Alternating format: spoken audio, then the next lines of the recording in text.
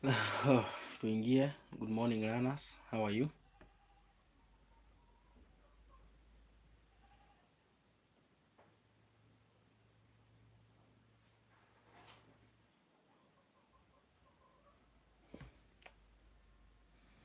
Hello, how are you?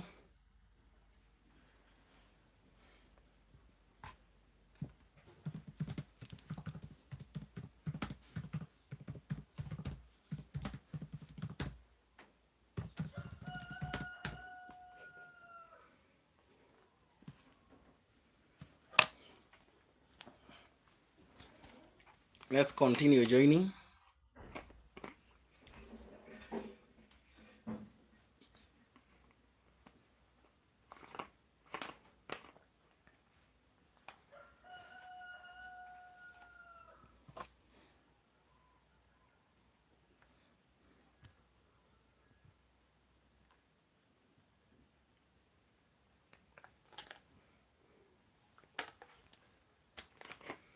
So can we continue? Inform me kama uko ndani.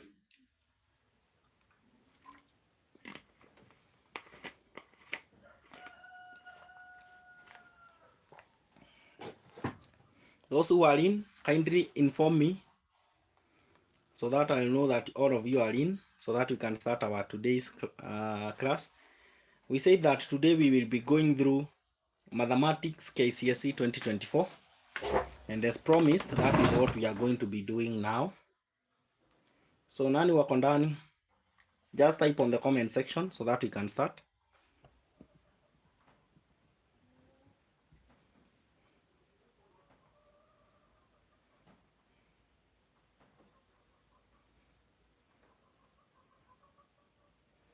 Acha tuanze because of time. So we'll start over with question number 1.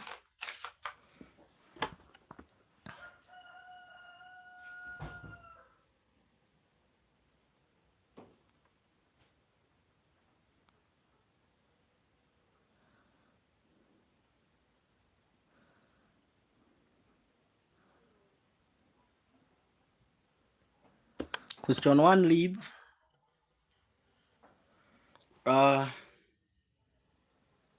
without using mathematical table or a calculator, evaluate 0.13 times 0.3. So we evaluate that number.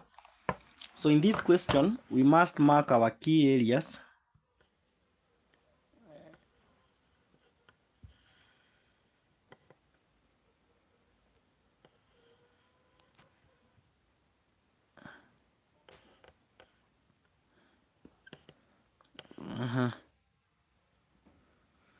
Let us mark our key areas in this question. Without using mathematical tables. So in your solution, the mathematical table should not be evident, and any calculator should also not be evident when solving that question. So you must ensure that you solve it without any proof that you have used a calculator or a mathematical table. And for us to solve that one, the first thing we are going to do, we will start with the numerator. Let us start with the numerator. So in the numerator, we have 0.13 times 0.3 minus 0.003. So in the following question, we can try as much as possible to observe the board mass. So if we observe the board mass, we will start with the multiplication one. And if we are to multiply this one, we can make it a fraction. And it is going to be 13 over 100 multiplied by 3 over 10. And when we do it like that, we will get 39 over 1000. 39 over 1000. And when we have 39 over 1000, we can now subtract 3 over 1000. So remember, we are using the rule of board mass. So 39 over 1000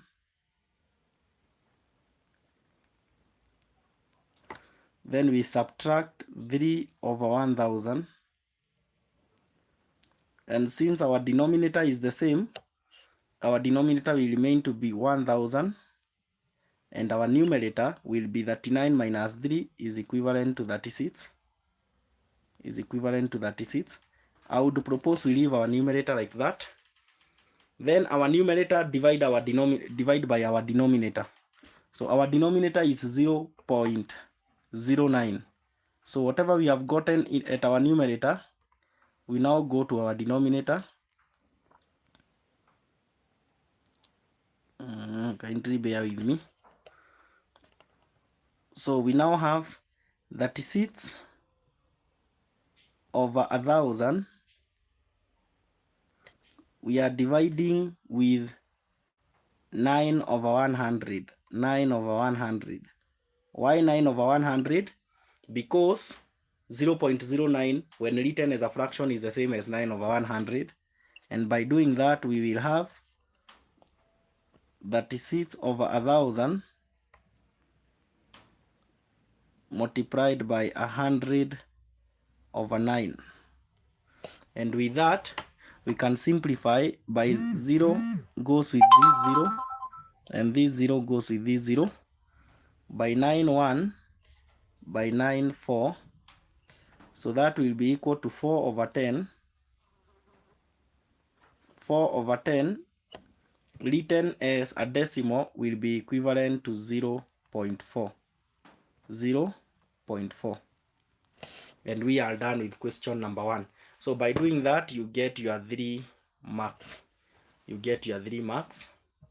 So we will continue. Number 2. Question number 2. Simplify the expression. Simplify the expression. Simplify the expression. Question 2, if you can see this one clearly, this one is a quadratic, or it's a quadratic identity. And for us to simplify this, we will start simplifying the numerator. The reason I'm not rewriting the question is for the sake of our space. So numerator, we have 4x squared minus 9. So for us to simplify the numerator, we will use the concept of what we call the difference of two squares. If you can check clearly, 4x squared is a perfect square, and also 9 is a perfect square. So the difference of two squares states that a squared,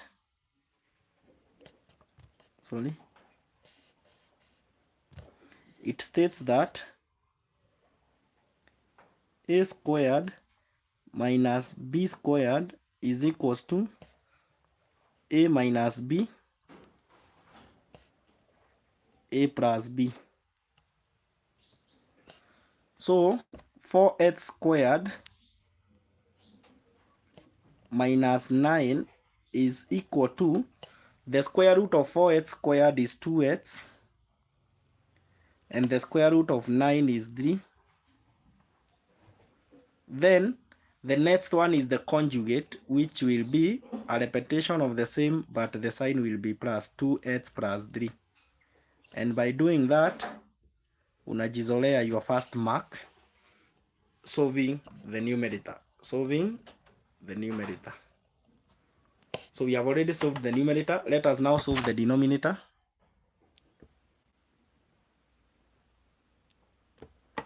Denominator, we have 2x squared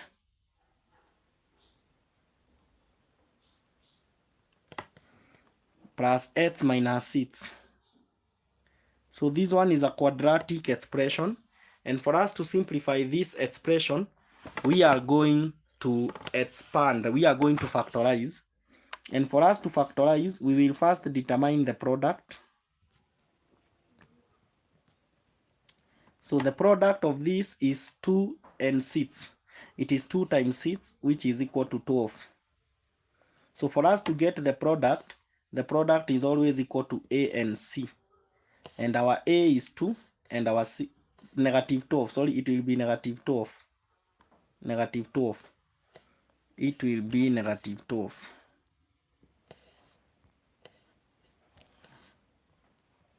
because our A is 2 and our C is negative 6. So 2 times negative 6 is negative 12. Then we have our sum. Our sum is 1 because our sum is B. Then we proceed to find our factors. So when we talk of factors, we determine two numbers in which when we multiply them, they will give us negative 12, and when we add them, they will give us 1. And the two numbers happens to be negative 3 and 4. Negative 3 and 4.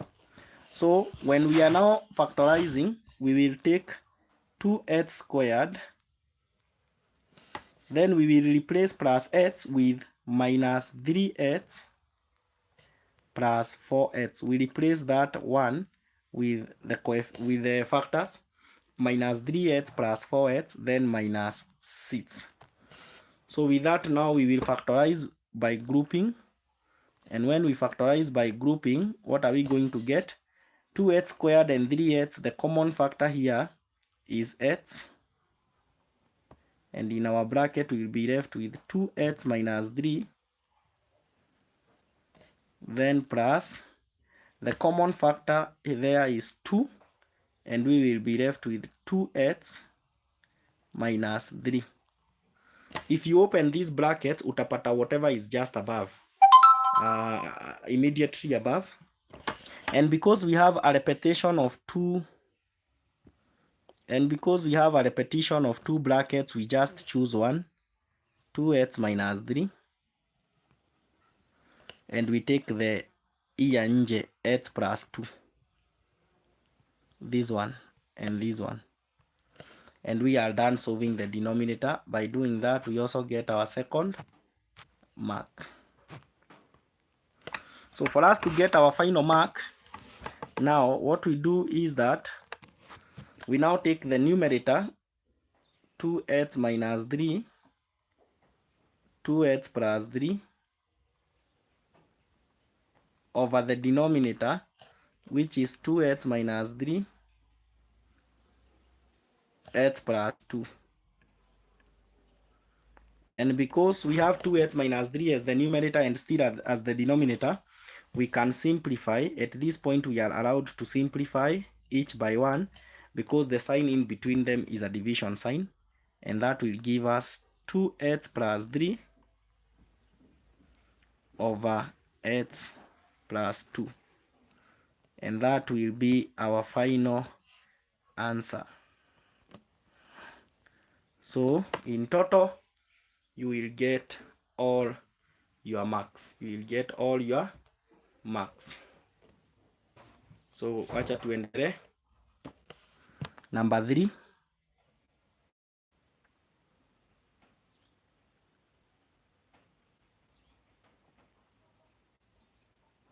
A straight line 1 whose equation is y equals 2 minus a third x meets the y-axis at Q. It meets the y-axis at Q. So it meets the y-axis at Q. So we have, let us use maybe a Cartesian plane to demonstrate this, x, y, and 0. So we have a straight line, and the equation of this line is y is equals to 2 minus a third x. And we are being told it meets the y-axis at Q. It meets the y-axis at Q. So when it meets the y-axis at Q,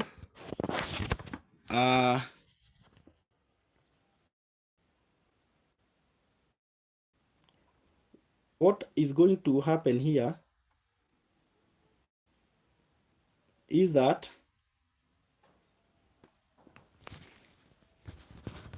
another straight line 2 is perpendicular to line 1. Line 2 is perpendicular. When we talk of perpendicular, we mean they are meeting at right angle. So before we proceed, let us first determine the gradient of line 2.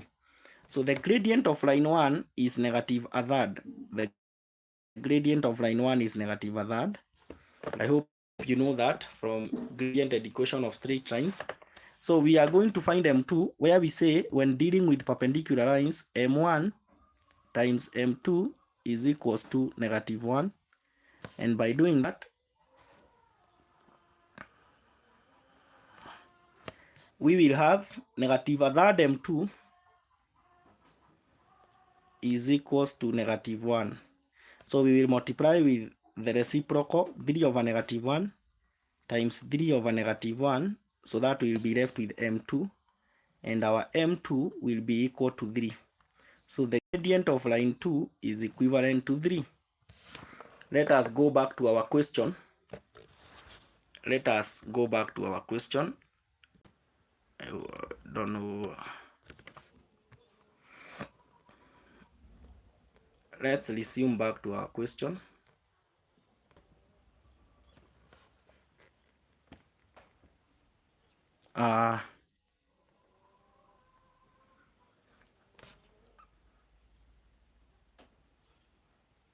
Find the equation of line 2 in the form y equals mx plus c. So tumeambiwa they are perpendicular at q. They are perpendicular at q. So tumeambiwa line 1, a straight line L1 whose equation is this meets the y-axis at q. So lazima tafute coordinate q.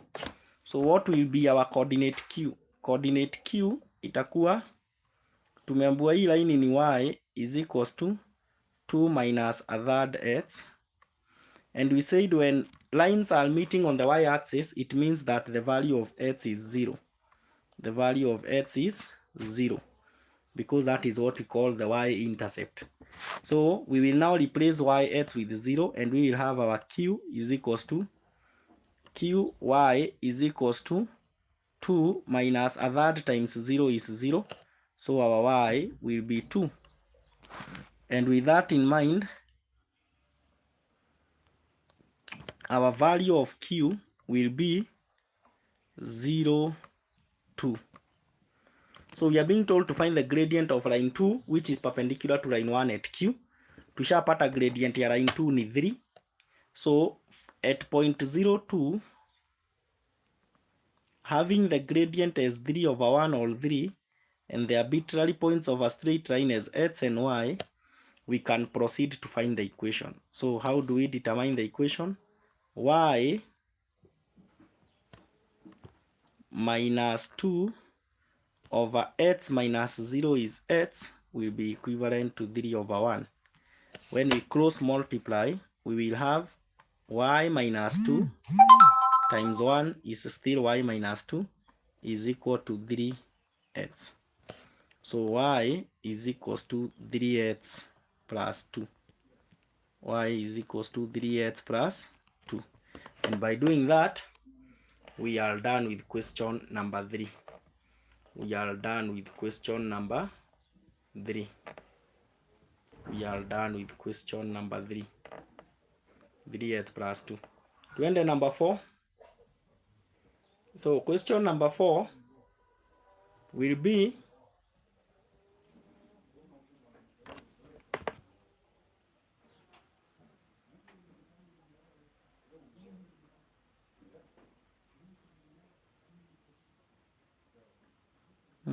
nasumbua hapa kuscroll. A circle of radius 3 cm passes through all the vertices of a regular hexagon. A regular hexagon. So let us first draw the hexagon. 1, 2, 3, 4, 5, 6.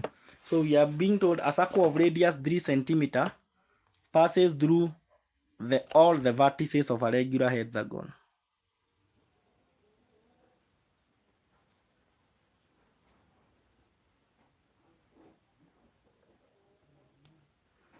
So it is something like that. Inaguza kwa corners, and we are being told the circle has a radius of 3 centimeters. 3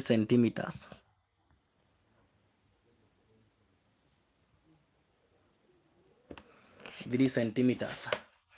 So determine the area of the circle that lies outside the hexagon. determine the area of the circle that lies outside the hexagon. So tunaambiwa tutafute hizi areas huku, these ones,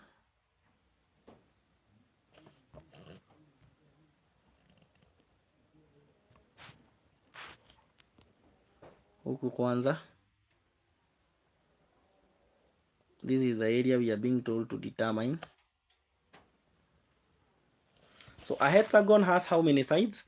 A hexagon has a total number of 6 sides. So it also has 6 angles at the center. And if we can take 360 angles at a point, divide by 6, we will get that each angle is 60 degrees. So each angle here is 60 degrees with a radius of 3. So with that, we can be able to determine the area of that shaded region. And how are we going to determine the area of that shaded region? We must be aware that for us to get the area of the shaded region, we will get the area of the circle. We subtract the area of 6 triangles minus the area of 6 triangles. Why are we subtracting the area of 6 triangles? This is just one triangle we are seeing, but we have a total number of 6 equal triangles. 1, 2, 3, 4, 5, 6. So with that, we are first going to determine the area of the circle. And how do we find the area of the circle? It is pi r squared. Pi r squared. So area of the circle is pi r squared. So the area will be 22/7 times r squared is 3 squared is going to be, what is 22/7 times 3 squared? It will be 28.2857. 28.2857 centimeters squared. Then we find the area of the triangle. How do we find the area of the triangle? The area of the triangle will be equal to a half AB sin C, then we multiply by 6 triangles in total. So the area will be equal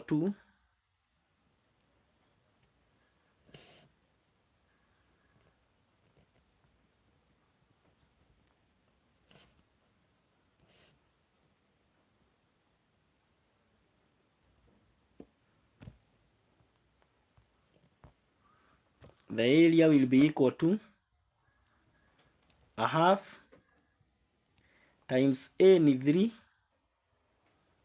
times 3 times sin 60. Then the answer we get, we multiply by 6. So area will be equal to a half times 3 times 3 times sin 60. Then we multiply by 6. We will get 23.3827 centimeters squared. So for us now to get the area of the shaded part, we will take the area of the circle minus the area of the 6 triangles.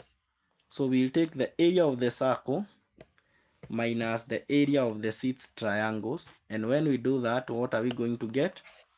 28.2857 minus 23.3827, we will get 4.903. We will get 4.903. We get 4.903.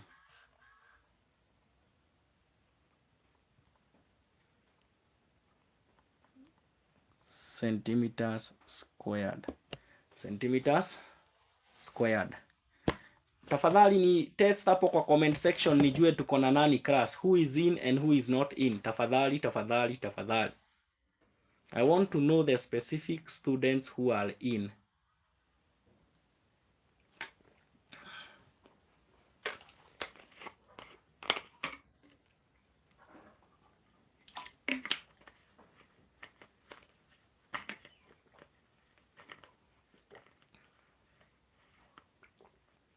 Question 5. Solve for x in the equation. Solve for x in the equation. Solve for x in the equation. So these are question in indices, form 2.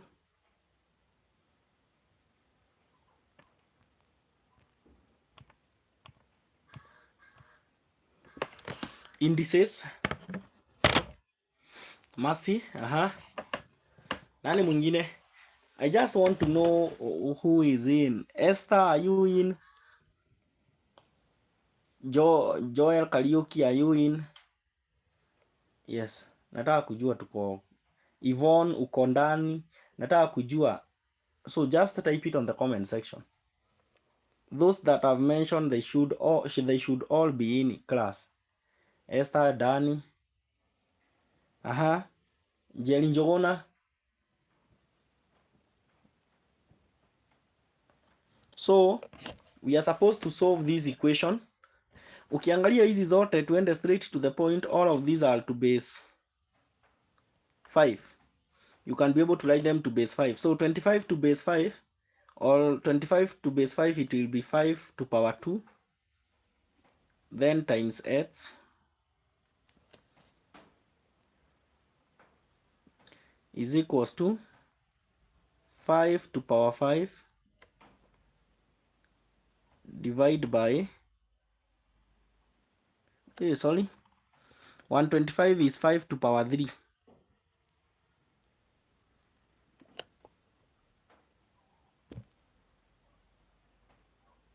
Then we multiply with 2 over 3. Then divide by 5 to power negative 1. So with that,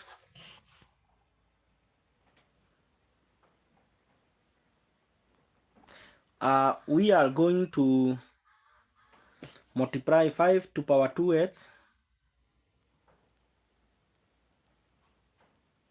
is equal to,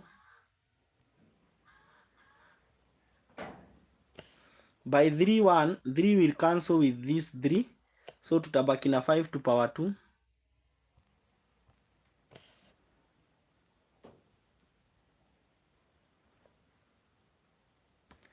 Then divide by 5 to power negative 1. We want to solve for x. So 5 to power 2x will be equal to, when the base is the same, 5 remains. When we are dividing, we subtract the powers. So it will be 2 minus 1, which will be 3. 2 minus 1 will be equal to 3. And with that, we can drop 5. And when we drop 5, we'll be left with 2x is equals to 3. And with that, 2x is equals to 3. For us to get x, we have to divide both sides by 2 by 2. And we will get our x as 1 and a half. We'll get our x as 1 and a half. Get our x as 1 and a half. So tuendelee.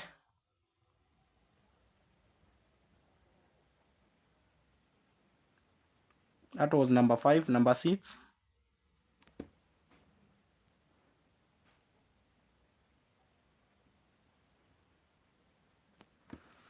A carpenter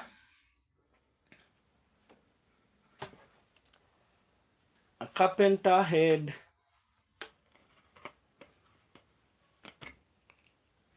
2 big pieces of wood of equal lengths. The carpenter cut the first pieces into smaller pieces of length 15 cm each without remainder.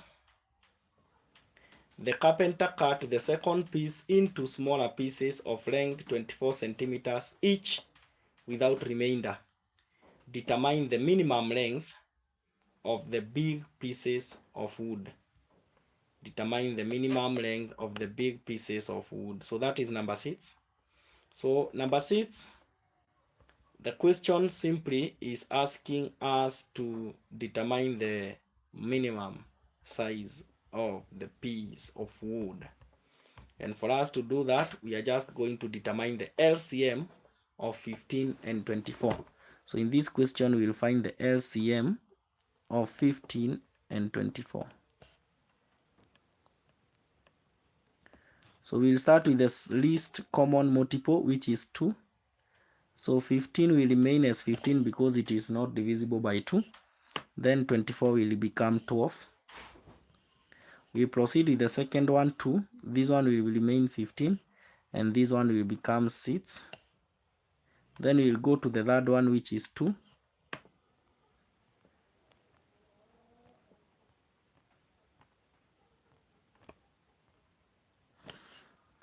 The next one will still be 2, which will give us 15 and 3. The next one will be 3, which will give us a 5 and a 1. And this one will be 5, which will give us a 1 and a 1. So we will have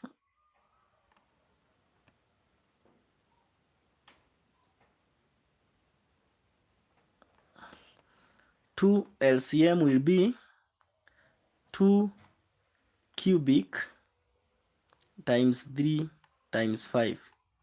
2 cubic is 8. 8 times 3 is 24. 24 times 5 is equivalent to 120.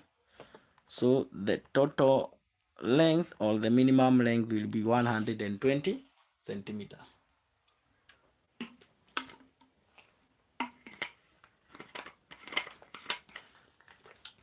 The minimum length will be 120 centimeters. Let us continue. Number 7.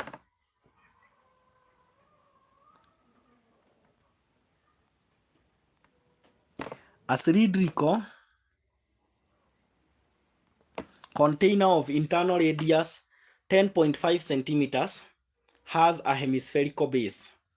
A cylindrical container with an internal radius. So when you see something like this, ensure that you draw it. Unaichora. Hakikisha unaichora.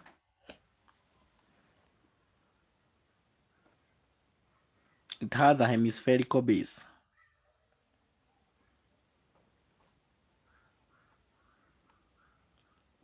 So it is a radius. It is a cylinder with a hemispherical base.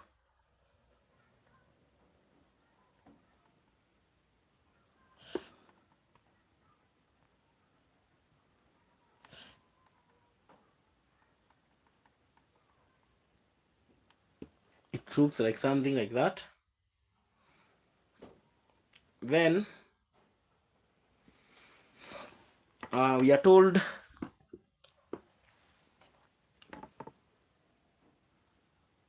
that it has a radius of 10.5 centimeter and a hemispherical base. The container has water up to a height of 30.5. So it has water up to a height of 30.5. So the radius is 10.5, if I'm not mistaken. The radius is 10.5. And when talking of the radius, this is the radius also. So this is 10.5. And it has water up to a height of 30.5.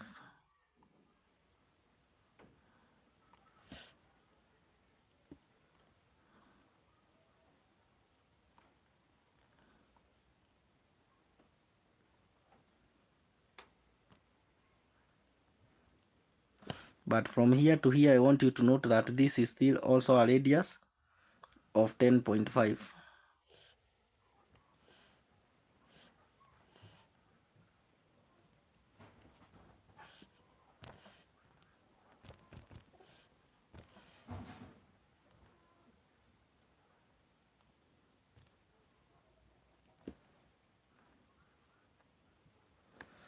So the question says calculate the surface area of the surface area of the container that is in contact with the water. So if this one is 10.5, that means to the level that water is reaching, maybe water is reaching this level, it means that this other height is 20. From here to here it is 20 centimeters. Kwa hivyo tutatafuta the surface area of the hemisphere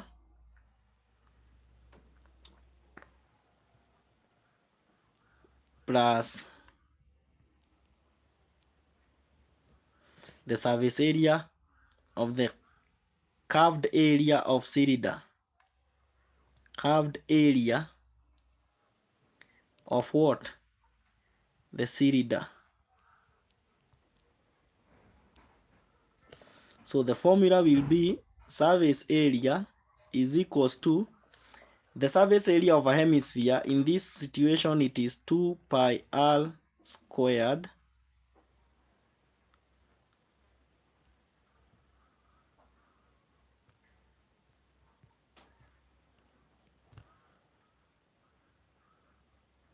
then the curved surface area of a cylinder is pi dh. Is pi dh. So with that 2 pi r squared, pi tutatumia 22/7. So surface area itakuwa, yes, hemisphere itakuwa 2 times 22/7 times 10.5 squared. Ukifanya hiyo utapata nini? 2 times 22/7 times 10.5 squared itakuwa 693 centimeters squared. Then your surface area of the curved surface area of a cylinder, the reason we said pi dh is because there is no top and bottom. It is hollow. So it is going to be pi dh is 22/7. Let me use the lead pen.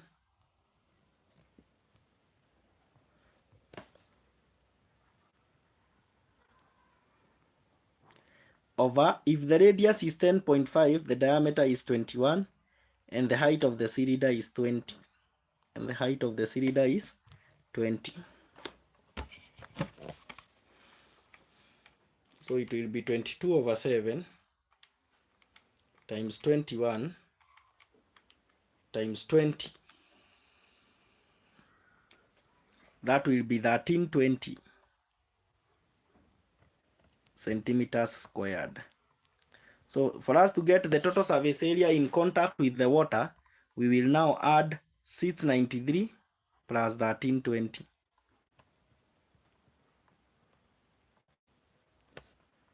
And that will be equal to 1320 plus 693 will be equal to 2013 centimeters squared. Varadia saiko.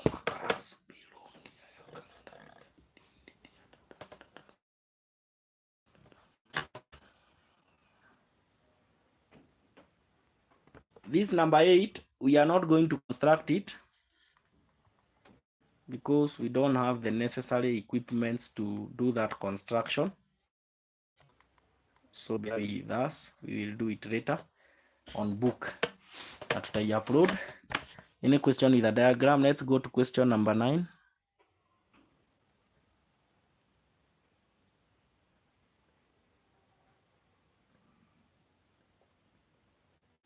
The length of a minor arc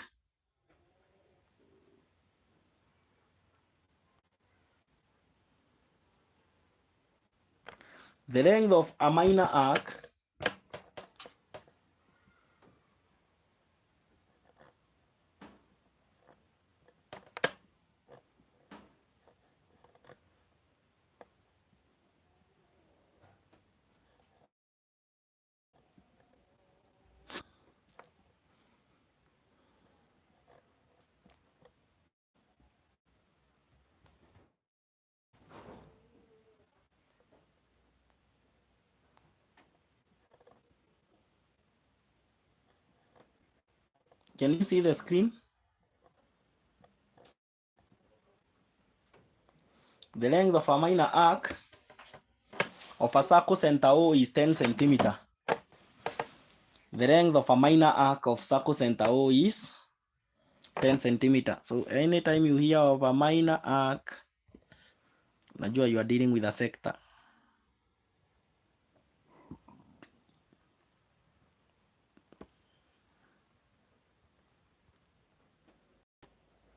It is 10. And we are told the arc AB subtends an angle of 1.25 radian. It is subtending an angle of 1. Is it clear now? Ilikuwa imeleta shida kidogo. How about now? 1.525 radian. Is it clear now?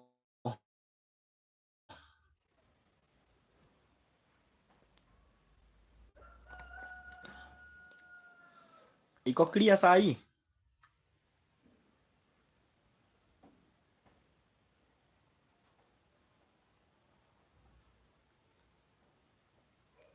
Niambie ama iko clear sahi?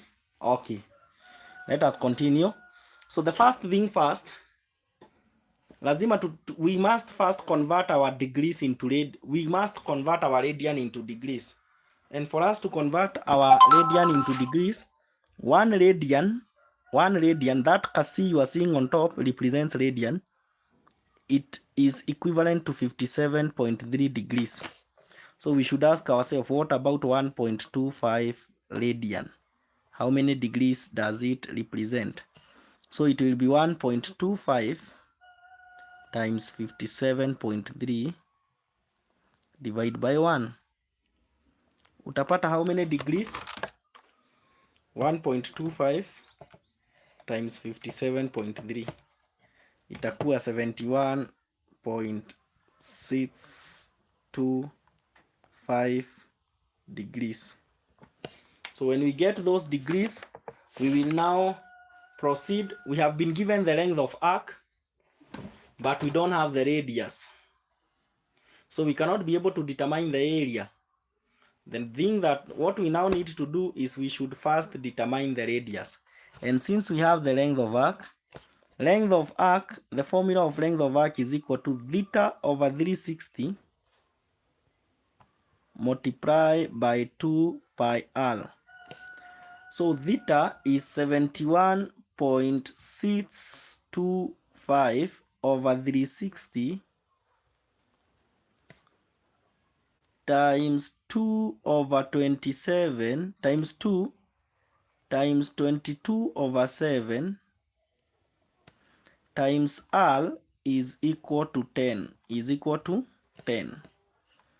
So when we do that, 71.625 over 360 times 2 times 22 over 7, that will be give us 1.2506 r is equal to 10. So for us to get the radius, we will divide both sides by 1.2506. And when we divide that, we will get our r is equal to 10 divided by 1.2506. We'll get our r as 7.996 centimeters. When we get our radius as 7.996 centimeters, we'll now proceed to determine this one is the same as 8 centimeters. If you round it off, our radius will be equal to 8 centimeters. And with our radius as 8 centimeters, we will now proceed to find the area of the sector. And how do we find the area of the sector? It is theta over 360. Area of the sector is equal to theta over 360 multiplied by pi r squared. So area will be 71.625 over 360 times 22 over 7 times r squared ni 8 squared. And what did you get as the area of the sector?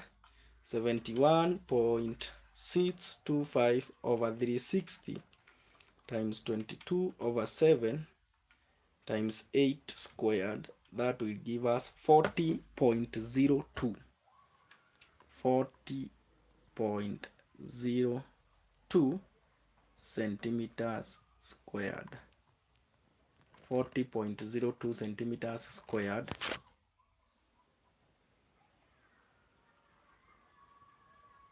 And we are done. Tumemaliza. The next question, number 10.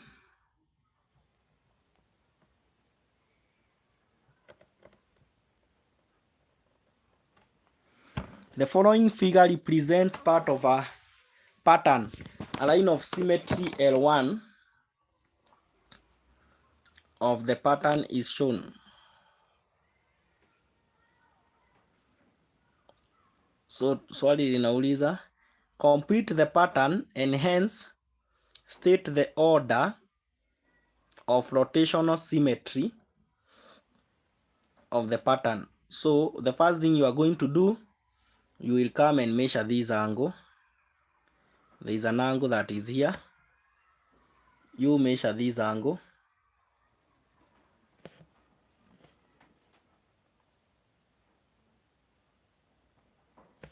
When you measure that angle, this angle here, if you measure that angle will be equivalent to 120 degrees. And this one here will be like this. So if you rotate it at a rotational symmetry of order 3, 120 degrees, it will complete that one there. So when you draw hiyo ya 120 hapo, we rotate hapo, tena ukuje urotate hii ingine hapa na 120, itaunda kitu inakaa hivi.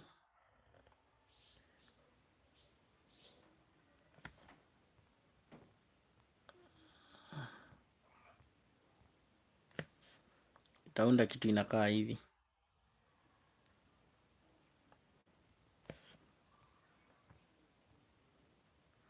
It will create something like that. And what happens is that will be 120. This also here will be 120. And the other one will be 120. So it will be a rotational symmetry of order 3.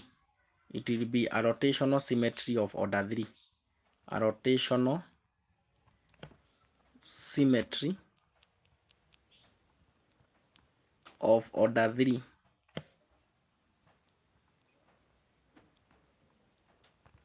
Of order 3. Hiyo iko sawa. Ni venye tu na nini za kuconstruct sahi, but I'm going to take you through how we construct it. Tuendelee. Number 11.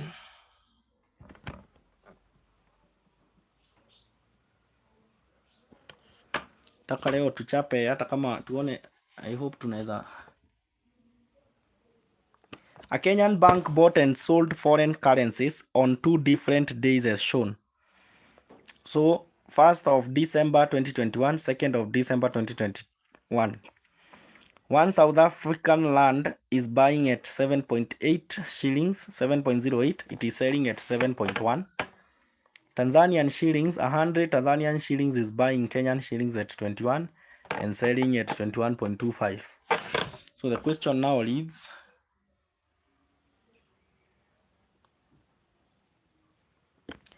a South African tourist arrived in Kenya on 12th of January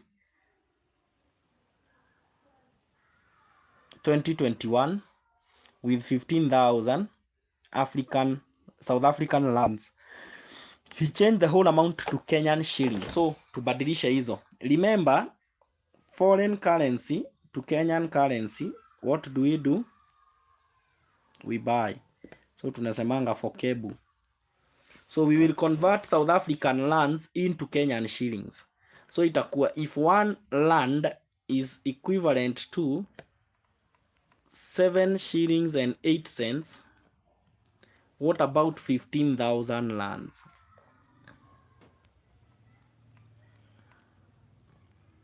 What about 15,000 lands? So itakuwa 15,000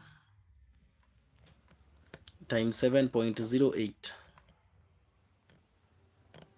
Chapa hiyo hesabu mbio mbio.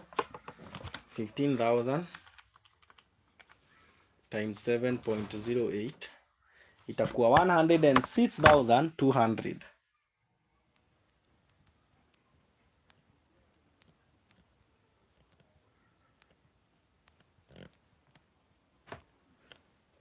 The next question, he changed the whole amount to Kenyan shillings. Hiyo he completed. While in Kenya, he spent a total of 53,075. Akiwa Kenya akaspend. So akaspend ngapi? 106,200 minus alispend ngapi? 53,075.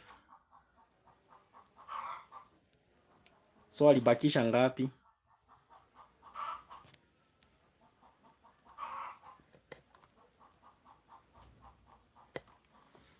Alibakisha pesa ngapi? Hiyo minus 53,075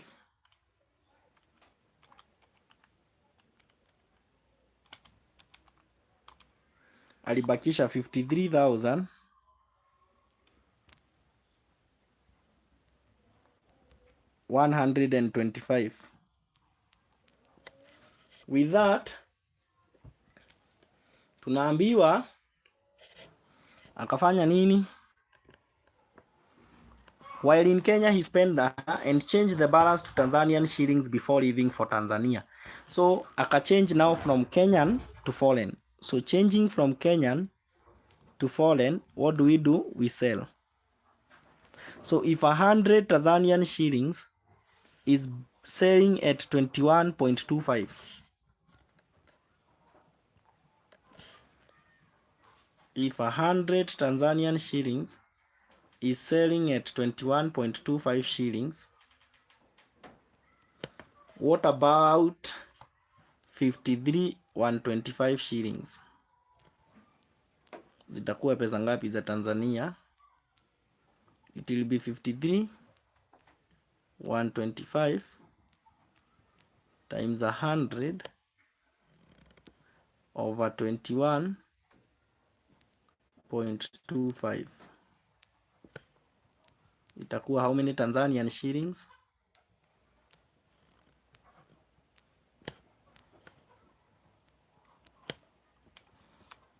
That one times 100 divided by 21.25.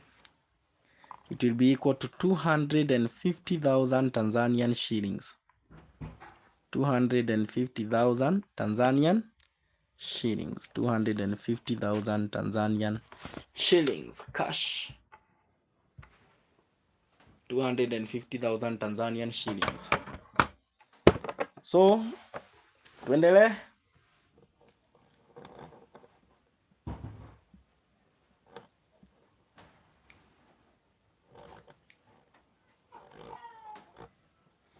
Next question, number 12.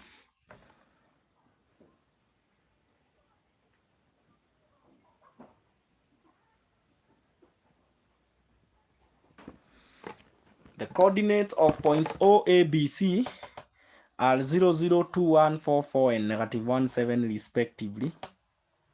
The coordinates of point D is X and Y.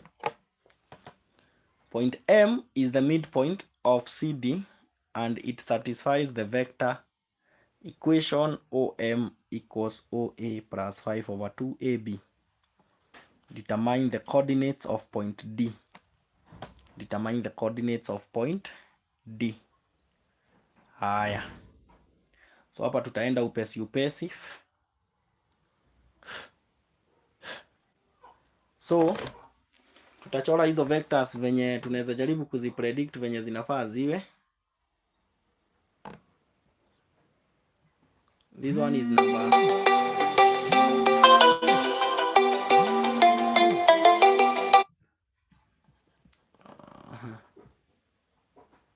so we'll just predict down these coordinates how they are supposed to be.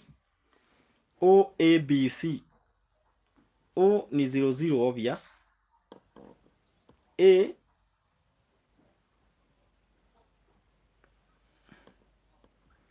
O ni 0 0. Yeah, O obvious is the origin. So the coordinates itakuwa tuchore hiyo nini?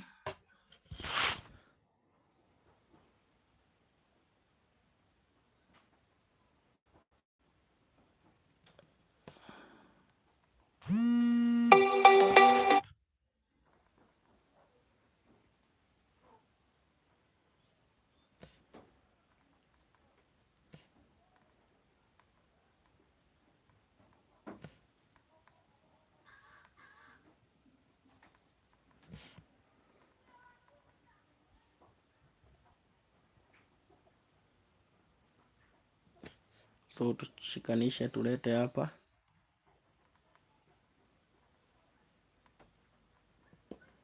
Zote zitoke origin.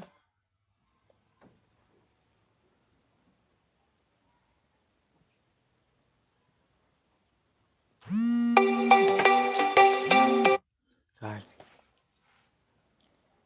Acha kupiga kwanza please.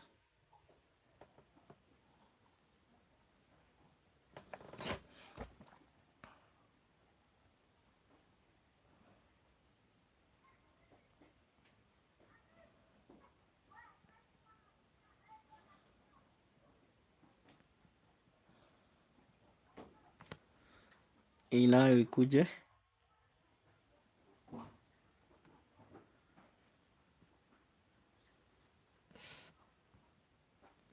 So this is the origin, which is 0 0.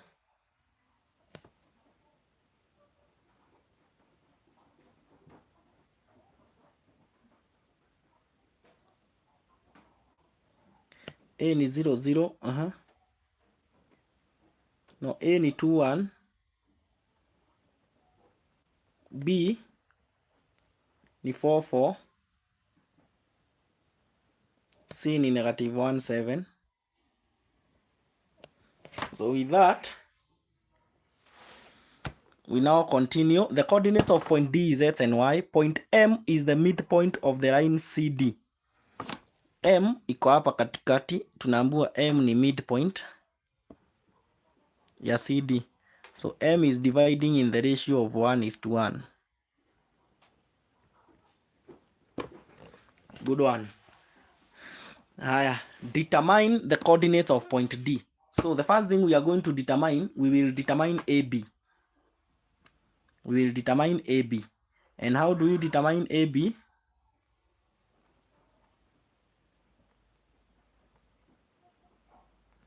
AB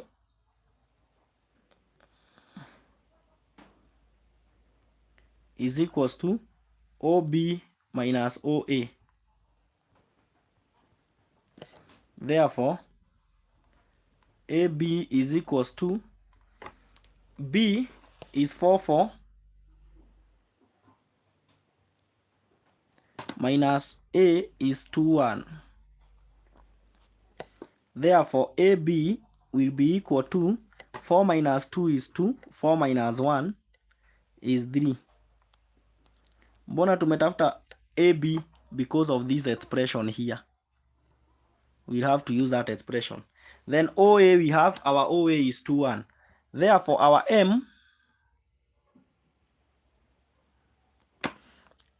OM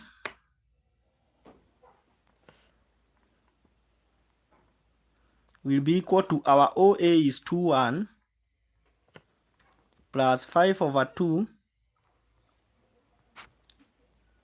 multiplied by our 2 3.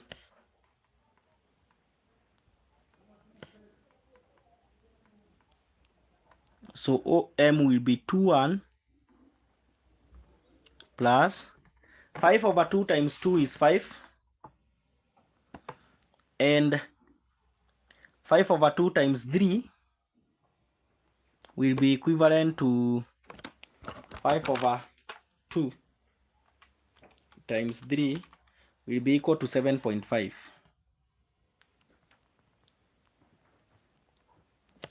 So our OM will be equal to 2 plus 5 is 7, and 1 plus 7.5 is 8.5.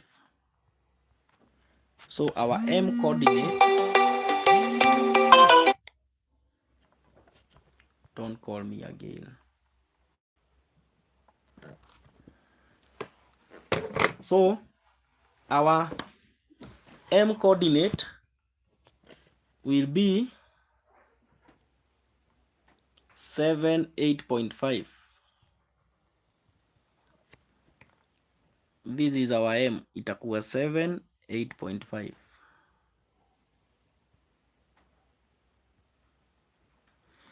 But tumeambiwa ni midpoint na CM. Kwa hivyo tutatafuta hiyo vector CM.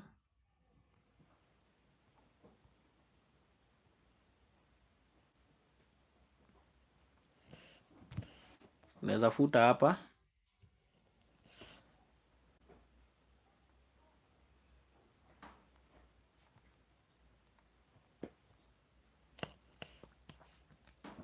Tutafute vector CM.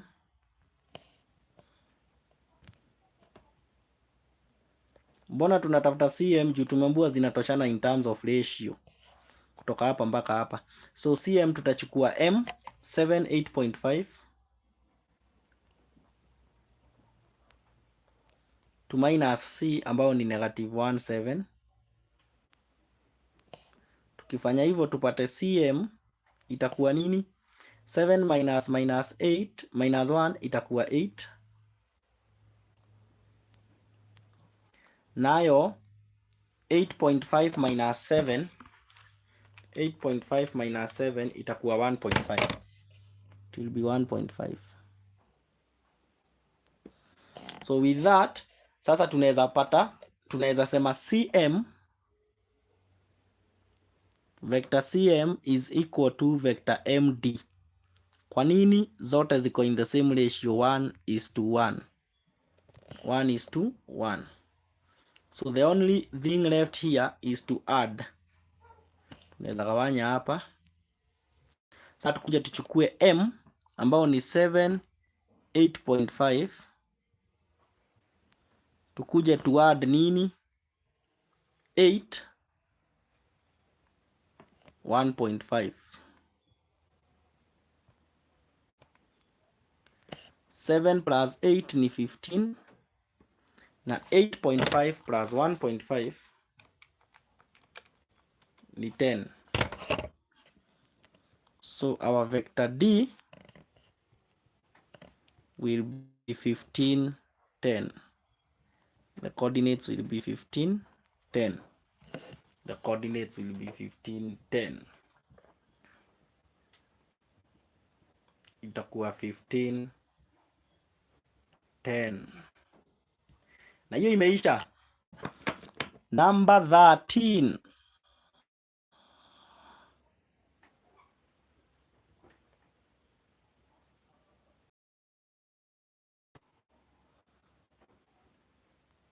The following figure, not drawn to scale, represents a communication mast.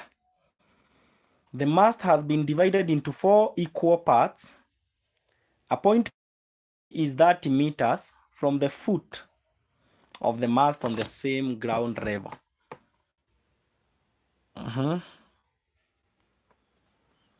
So the question is the angle of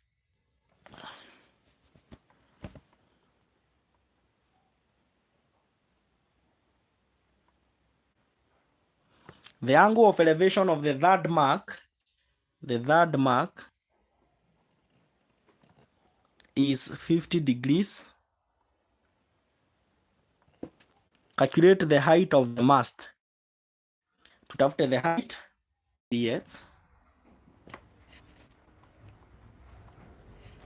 So itakuwa 3x. Nani hao? Mnaniacha solo.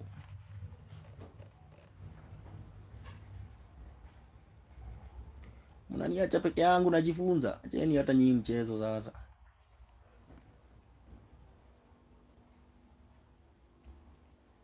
Hii mnawezaje niacha solo hata nyinyi? Kwani hamna?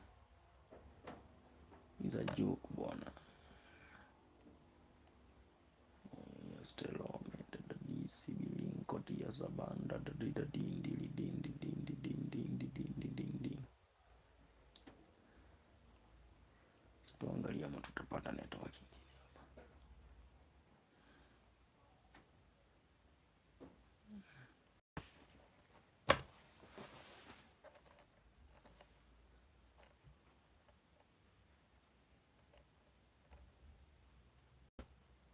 Acheni kutoka.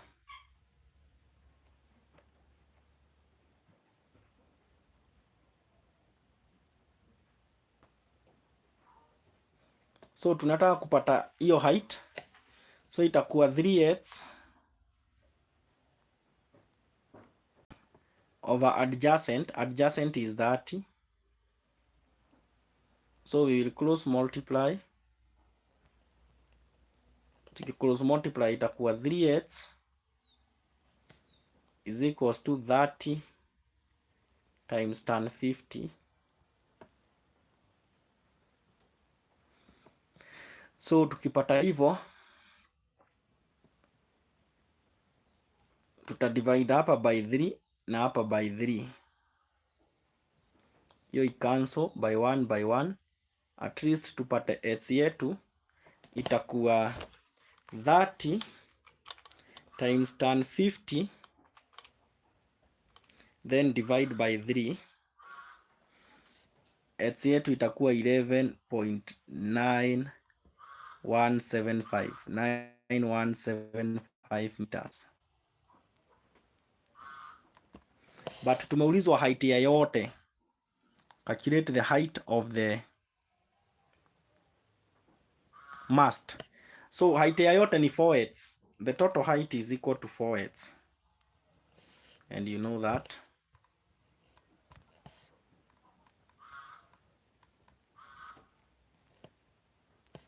So the height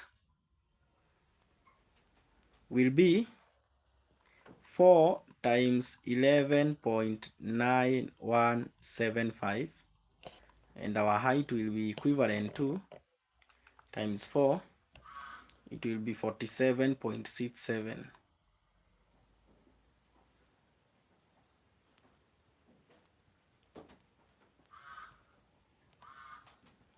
meters.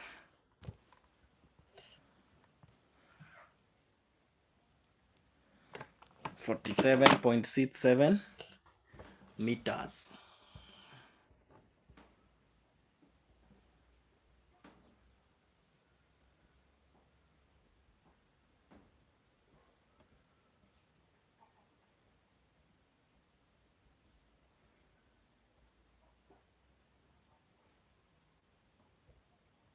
Number 14.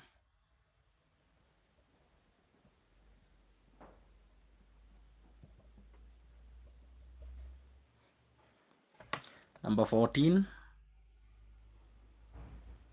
The following frequency distribution table shows the mass in kilograms of maize flour used by 30 traders.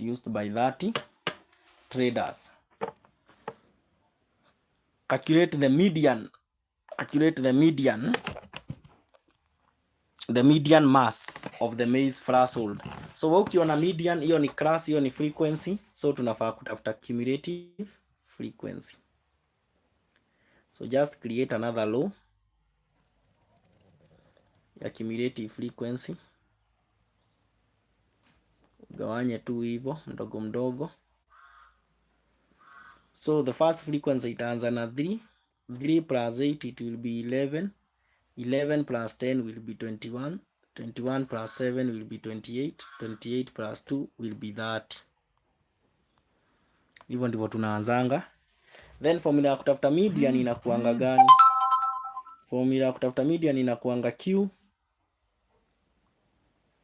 2 is equals to lower class limit plus n over 2 minus cumulative frequency above over f times the class intervals. That is the formula. So tushapata 30, our n ni 30. So our n over 2 itakuwa 30 divided by 15. Tukikuja hapa juu hatuna 15, tutachukua hii, the one ambao ni greater than 15. So tukichukua hiyo ndio mambo yote sasa. Mambo yote, tukisema mambo yote tunamaanisha nini?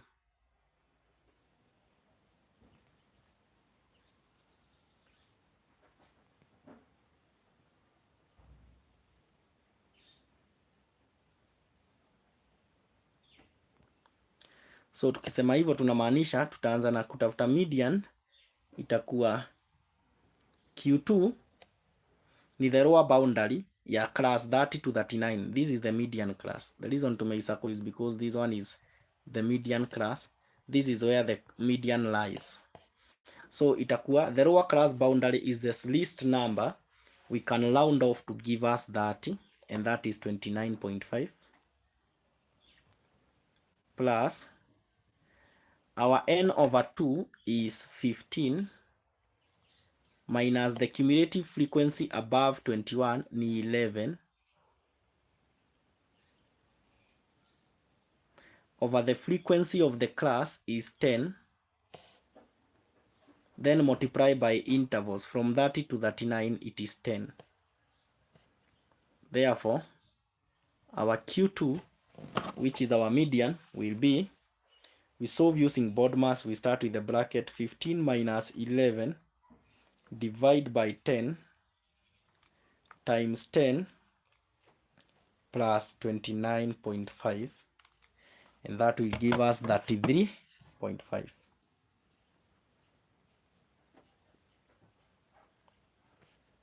So the median will be 33.5. The median will be 33.5. The median will be 33.5. Tuendelee. Tusonge tukisonga. The next question.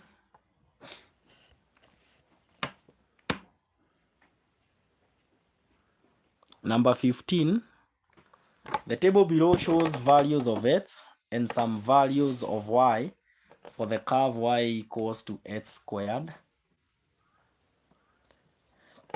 For x ranging between 0 and 3. So we are going to substitute those values. When x is 1.5, y will be equal to 1.5 squared. What is 1.5 squared? It will be 2.25. So this one will be 2.25. When what is 2.5 squared? That is 6.25. 6.25. So the first question we were given, complete the table. So just by completing the table, you will get your 2 marks there. 2 marks. The next question, use the mid-ordinate rule with 3 strips to estimate the area bounded by the curve, the x-axis, and the line x is equal to 3. The mid-ordinate rule with 3 strips. Just a minute. The mid-ordinate rule with 3 strips. So we must ask ourselves, which formula do we use to find the area using it? The formula inakuanga with interval. The formula is with interval multiplied by the sum of ordinates. The sum of mid-ordinates. The sum of mid-ordinates.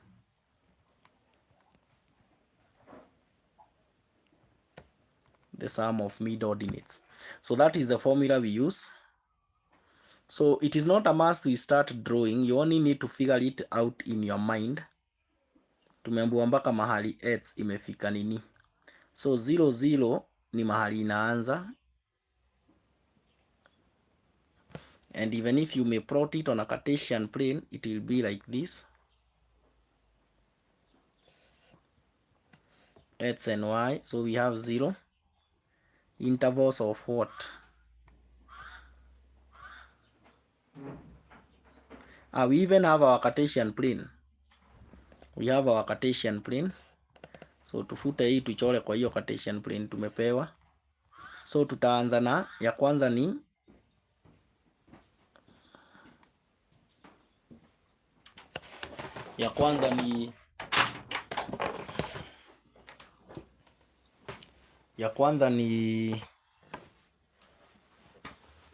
the first one is 0 0. So tutakuja to plot hapo kwa Cartesian plane. This is not Greek. 0 0 iko hapo. The second one will be 0.5 0.25 0.5 0.25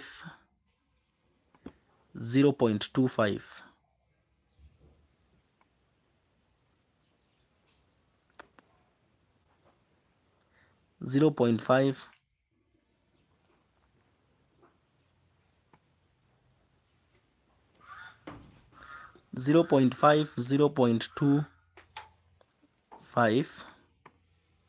Hii kitu ni mbaya. 0.5 0.25. 0.25 siko hapa katikati, tutaichorea tu hapo. Hiyo ingine ni 1. Ngoja, hii ni swali tofauti. Poleni wazito. Hii ni Cartesian plane tofauti. No wonder nashindwa mbona inanipatia vitu zangu. Hii ni Cartesian plane ya swali lingine. Tu create table yetu hapo mbio mbio, teke basi. Tuunde table yetu hapo mbio mbio. Cartesian plane yetu mbio mbio. Zimeachana na kuna 0, kuna 0.5, kuna 1,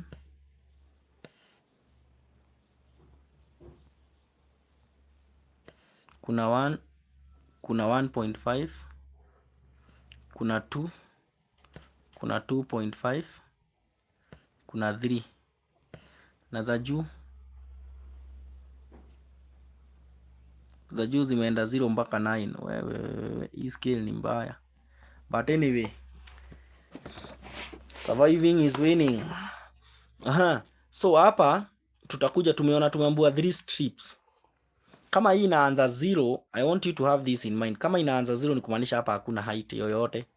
Itaanza 0.5, 2.5, 0.5 hapo, 2.5 hapo, iende 1 1, iende 1, iende 1, so ikue hapo. Hiyo ingine iende 2.5, iende 1.5, iende 2.5, 1.5 ipande 2.5. Hiyo ingine iende 2 4, iende 2 na 4, ikikuja 2 nayo hiyo ipande iende 4. Hiyo ingine iende 2.5, iende 6.5. Kanaenda kakipanda. I hope mnaona hako ka trend.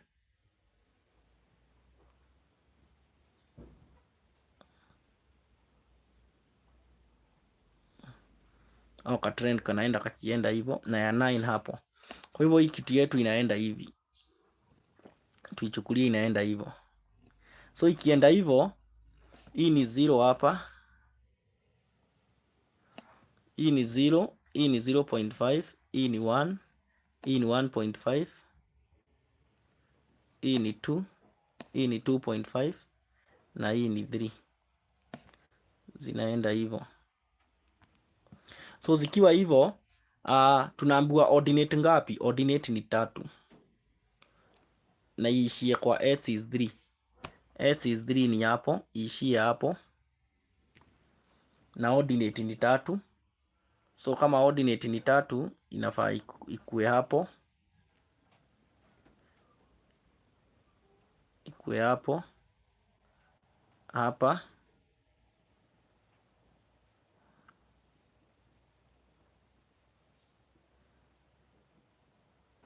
2 na 4 hapo, hapo na hapo.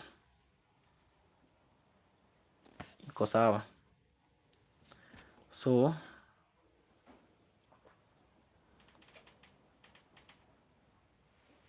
hiyo ukifanya, nimekupea formula. Hii ni tricky sasa, hii diagram haionekani vizuri. Haya, so tuko na formula. Width interval yetu itakuwa ni nini? Width interval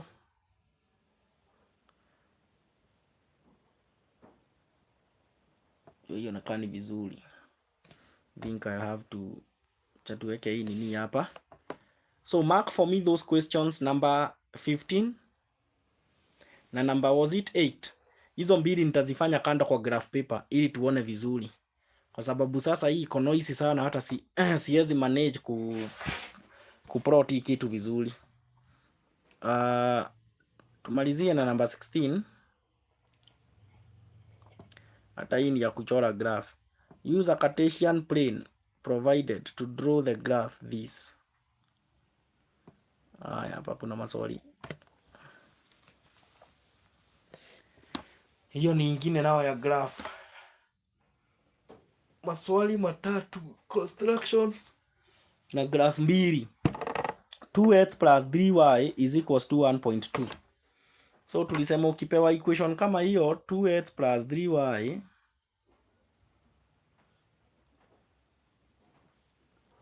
ni 1.2, you come up with a table of x and y. Na ukikuja na table ya x and y, what if you say x is 0? Ukiweza sema x ni 0, utapata y yako ni nini? Y yako itakuwa 2. Ukisema x ni 0, y yako itakuwa 3y is equals to 1.2. So tutadivide by 3 upate y yako ni nini? 0.4. Na ukisema y yako iwe 0, hii itakuwa 0, so itabaki 2x ni 1.2. So tukidivide utapata x yako ni 0.6. Hizi mbili zimetutosha kuchora laini, hata usishinde ukijisumbua. 0.4 na 0.60. 0.4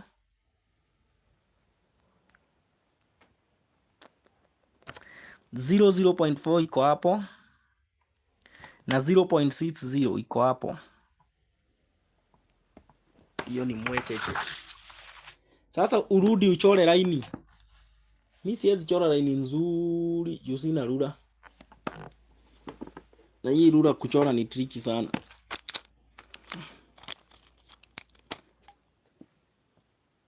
Cha tujaribu.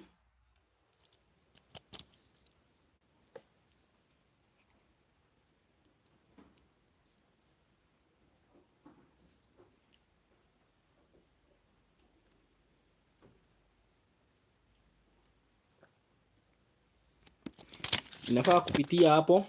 Inafaa kuenda hivyo. Hiyo line yako ni gani?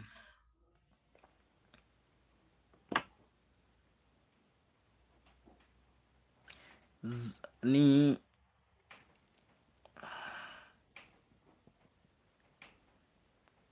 (2x plus 3y equals 1.2). 2x plus 3y equals 1.2. 2x plus 3y equals to 1.2. Haya, nicholee hiyo ingine. Nicholee ya pili. Chora ya pili.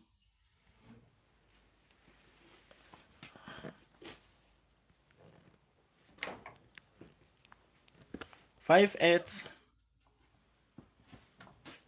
plus 4y is equal to 1.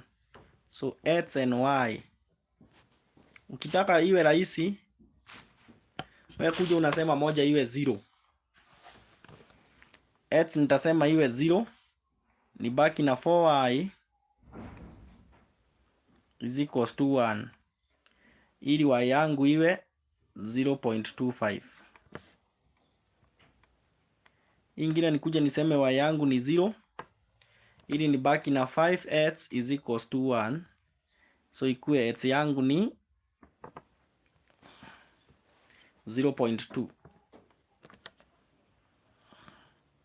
Sasa niende kuchora 0.25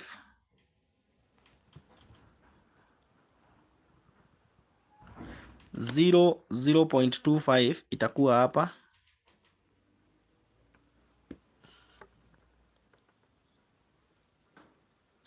na hiyo nyingine 0.20 itakuwa hapa. Alafu uchukue rula yako uzishikanishe. Ukishikanisha, I would propose uipeleke kabisa, uistretch kabisa mpaka mahali zitashikana. Sijui kama zitashikania na huku hivi. We uende tu kwenye zitashikania. Mahali zitashikania usome value ya x na value ya y. Those are the answers. Value ya x na ya y. Haya. Tumemaliza section 1. Sikwanza tukunywe maji, alafu turudi kuendelea na itakuwa sawa. Niambieni ama class iko sawa, inawabamba, inawasaidia. Is it helpful?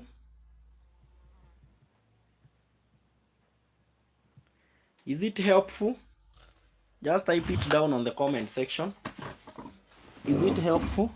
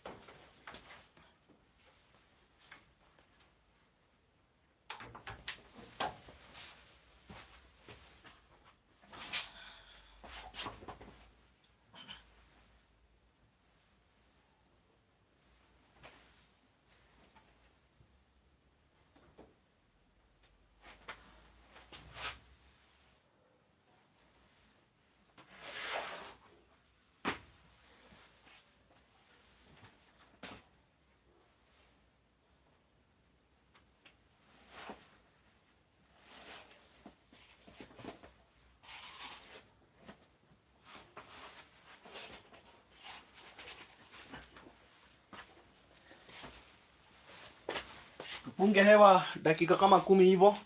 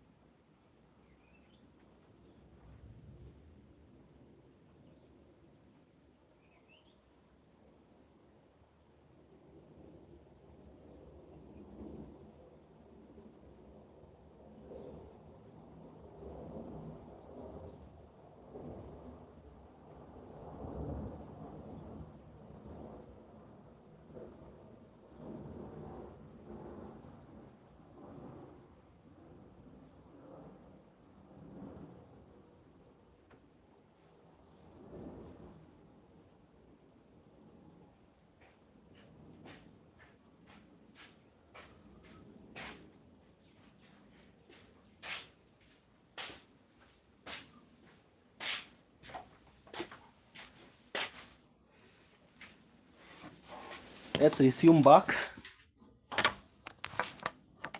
You can resume back.